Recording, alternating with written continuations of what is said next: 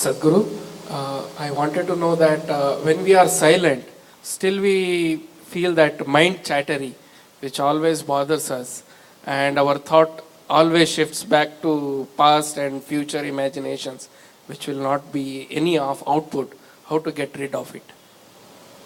A whole lot of thought about this thoughtlessness. Thoughtlessness, no mind, these kinds of terms have been propagated all over the place, and these terms have been badly misunderstood and made into all kinds of things, and people are striving how to stop my mind.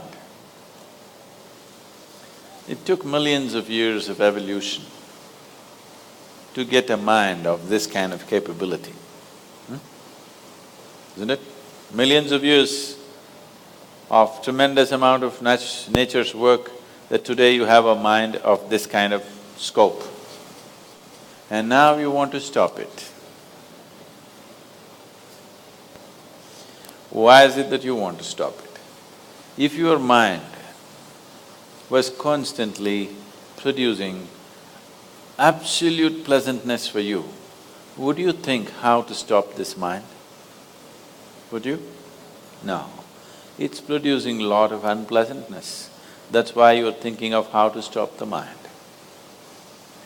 This is the first thing, wherever you go in the world, this has gone so much into people's mind.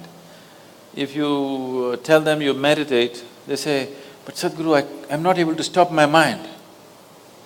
I said that will happen only after you stop your kidneys, liver, heart.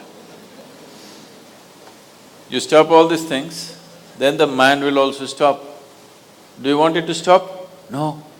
Then why do you want the mind to stop? Why do you have such a horrible prejudice against the mind? You don't mind if your heart is beating, you can meditate. You don't mind if your liver is working, you can meditate. Your kidneys are functioning, you can meditate. If your brain functions, you can't meditate, what is the problem? You seem to have something against intelligence, isn't it? This is the conspiracy of the stupid against human intelligence, that to meditate means your brain must be frozen. No. You don't have to freeze your brain. We were looking at this yesterday itself. We will initiate you into Shambhavi. It's a simple process. There are many ways to do it. This is one simple way. But it's a powerful process. If you sit here, you will see your body is here, your mind is somewhere, who you are is somewhere else. Once there is a space between you and the mind, then what the mind is not doing, what the mind is doing is not even an issue.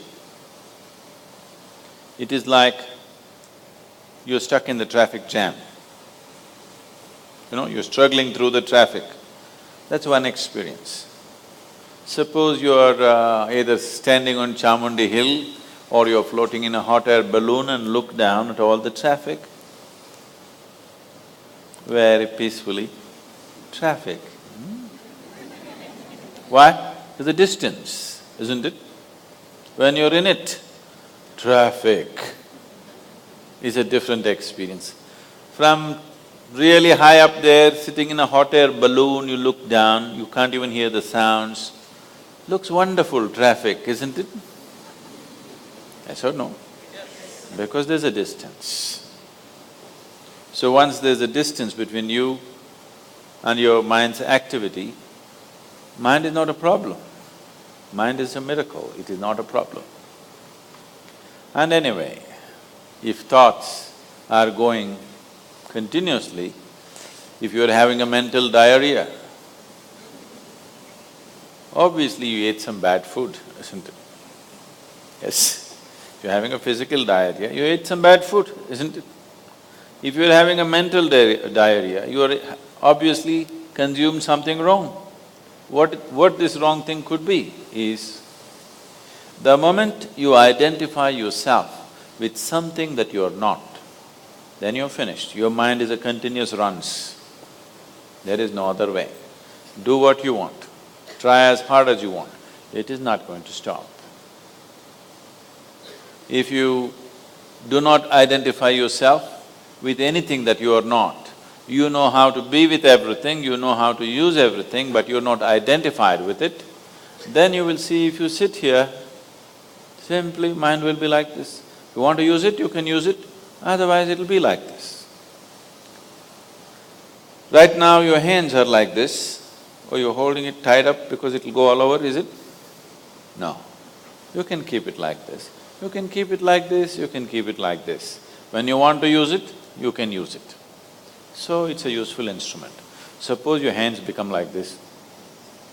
You know, some people have become like this. Yes or no? If it becomes like this, you will become ridiculous, isn't it? If it happens to your mind, also you're equally ridiculous. It is just that you are living in the comfort that nobody else can see it. But people can see it. They watch you closely enough, they can see it, isn't it? And whether they can see it or not, that's not the point. The point is, the most important faculty of your life is out of control. Doesn't matter whether they can see it or not, that's not the issue. The issue is, the most important faculty in your life is out of control, doing its own rubbish all the time, not doing what you want it to do. So, if you have to be freed from this ailment, you should stop eating bad food. Wrong food or bad food means you are identifying yourself with things that you're not. If you sit here, if you're not identified with this and with this, then you will see everything is just fine. Then your mind will do what you want it to do. Otherwise, it will simply hang there, and that's how it should be. Mind should not be telling its own stories all the time. It should tell the story that you want it to tell, isn't it? Otherwise, it's quite a nuisance.